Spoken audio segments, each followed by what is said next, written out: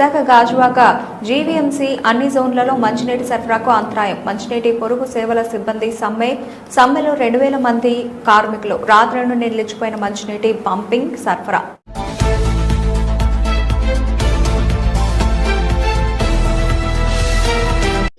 Gajuwaka WhatsApp engineer కార్మికులుగా మేము పనిచేస్తున్నాం. గత 25 సంవత్సరాలుగా మేము 2023లో స్ట్రైక్ చేసినప్పుడు కూడా స్ట్రైక్లో పాల్గొని మనం 11 రోజులు మేము స్ట్రైక్ చేసినా సరే మాకు ఎటువంటి న్యాయం జరగలేదు.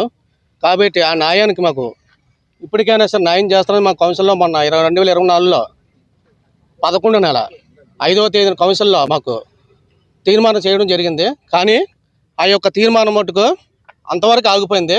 ఇప్పటికీ సుమారు 8 నెలలు అవుతుంది. ప్రతి నెల పెరుగుతుంది శాలరీ అన్నారు. అలా 8 నెలలు అయింది సుమారుగా. మాకు మా యొక్క వాట్సాప్ ఇంజనీర్ కార్మికులు మేము ఏడు తప్పు చేస్తాం. కౌన్సిల్లో తీర్మానం అయినా సరే మాకు ఇప్పటి వరకు కూడా ఎటువంటి ₹1 కూడా మాకు పెరగలేదు. ఎందుకు పెరగలేదు అని చెప్పి మా అధికారులు నిలదీయడం వల్ల మాకు ఏదో తప్పులు ఏదో సంథింగ్ ఏదో చెప్పడం వల్ల మేము అందరం చాలా ఇప్పటి వరకు ఆవేశంతో ఉన్నా కూడా మేము కట్టలు ఇచ్చేసుకుని ఉన్నాం. అయినా సరే ఇప్పటికీ కార్మికులందరమే విశాఖ జిల్లా నుంచి కార్మికులందరమే కూడా మేము ఏకదేకంగా ఈరోజు సమ్మెలోకి రాత్రి 12 గంటలకి మన ఎం ఆనందరావు గారి పిలుపు మేరకు సత్యం గారి పిలుపు మేరకు మేము నిన్న నైట్ 12 గంటల నుంచి మేము సమ్మెలోకి దిగడం జరిగింది. విశాఖపట్నం మొత్తం వాటర్ సప్లై అనేది బంద్ చేయడం జరిగింది. ఎవరికి కూడా విశాఖపట్నం అనేది వాటర్ లేకుండా ఉండడం వల్ల ఈ రోజు అధికారులు కూడా మమ్మల్ని పిలిచి చర్చించడం జరిగింది. సగం మంది కొంత వాటర్ ఇవ్వండి, కొంతమంది మాకు వాటర్ ఇవ్వండి అని స్ట్రైక్లో ఉండండి అన్నారు. అయినా సరే మేము అందరం కలిసికట్టుగా ఉండడం వల్ల ఏమీ లేదు. మేము స్ట్రైక్ మటుకు అక్కడి నుంచి మాకు ఎటువంటి మాకు స్పందన వస్తేనే మేము స్ట్రైక్ ఇస్తాం. లేదంటే మటుకు మేము టెంట్ వేసి నిర్వాహక సమ్మెలోకి వెళ్ళడానికి సిద్ధంగా ఉన్నాం. జీవీఎంసీ వాటర్ సప్లై కార్మికులు మేము మా యొక్క పెరిగిన జీతాలు ఇవన్నీ కూడా ఏవి అమలు జరగలేదని మేము ఈ రోజుని స్ట్రైక్ దిగాం. కానీ మాకు కౌన్సిల్ ఆమోదంలోని సెమీ స్కిల్డ్ కౌన్సిల్ ఆమోదించి అది యొక్క బిల్లు పెట్టడం కూడా జరిగింది. కొంతమంది అధికారులు మా మీద మరి కక్షో తెలియదు ఏంటో తెలియదు, వాళ్ళు అబ్జెక్షన్ పెట్టడం వలన మాకు సెమీ స్కిల్డ్ కూడా మా జీతాలు ఆగిపోయినాయి. ఆగిపోయిన తర్వాత కూడా మేము మొన్న స్ట్రైక్ నోటీస్ ఇచ్చిన రోజునే వాళ్ళు ఏం చేశారంటే 15 రోజుల్లో మీకు న్యాయం చేస్తాము, మీరు స్ట్రైక్ చేయొద్దంటే మేము రాత్రి 12 గంటల స్ట్రైక్ అనగానే మేము విత్డ్రా చేసుకున్నాం. ఆ 15 రోజులు కూడా అయిపోయిన తర్వాత కూడా ఏ అధికారి కూడా మాట్లాడలేదు. మాట్లాడకపోవటం వల్ల మేము ఈ రోజుని స్ట్రైక్లో దిగాము.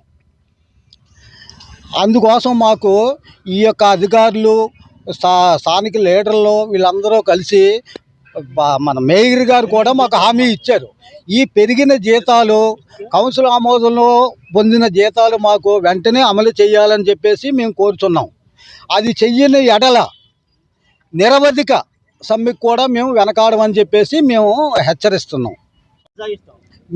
మాకు ఇచ్చేది 13,000 జీతం ఉంది. ఆ జీతానికి ఈ సిటీలోనే మేము ఎలా బ్రతుకుతాం అన్నది కూడా ఈ అధికారులు ప్రభుత్వాలు కూడా ఆలోచించట్లేదు.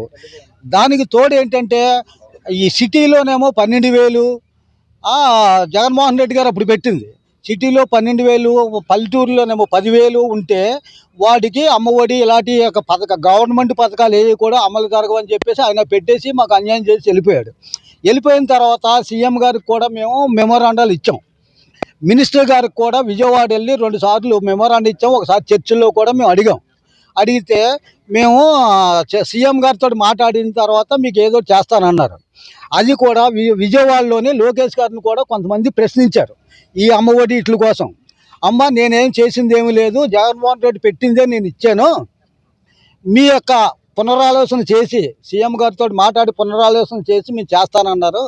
అది కూడా మాకు వెంటనే చేయాలని చెప్పేసి ప్రభుత్వాన్ని కూడా మేము కోరుతున్నాం. మొత్తం సిటీ మొత్తం అయితే 12,000 మంది 1200 మంది ఈ యొక్క పెరిగిన జీతాలు మాకు అన్యాయం జరిగింది. జగన్మోహన్ రెడ్డి ఉన్నప్పుడు మాకు అన్యాయం జరిగింది కనుక ఆ 950 మందిని ఆ అన్యాయాన్ని మేము 3 సంవత్సరాలు పోరాడి ఏదో విధంగా కౌన్సిల్లో ఆమోదం చేయించుకున్నాం. ఆ చేయించుకున్నది కూడా కొంతమంది అధికారులు మాకు అబ్జెక్షన్ పెట్టి ఇది ప్రభుత్వానికి వెళ్ళవలసింది కౌన్సిల్ ఆమోదంతో చేయకూడదని చెప్పేసి కొంతమంది అధికారులు ఈ అబ్జెక్షన్ పెట్టడం వలన మా జీతాలు ఆగిపోయినాయి. కలెక్టర్ గారు కూడా తంబేశారు. ఒక అధికారి అబ్జెక్షన్ పెట్టడం వలన జీతాలు ఆగిపోయినాయి కనుక మాకు సెమీ స్కిల్డ్ కూడా మాకు వెంటనే అమలు చేయాలని చెప్పేసి మేము కోరుచున్నాం.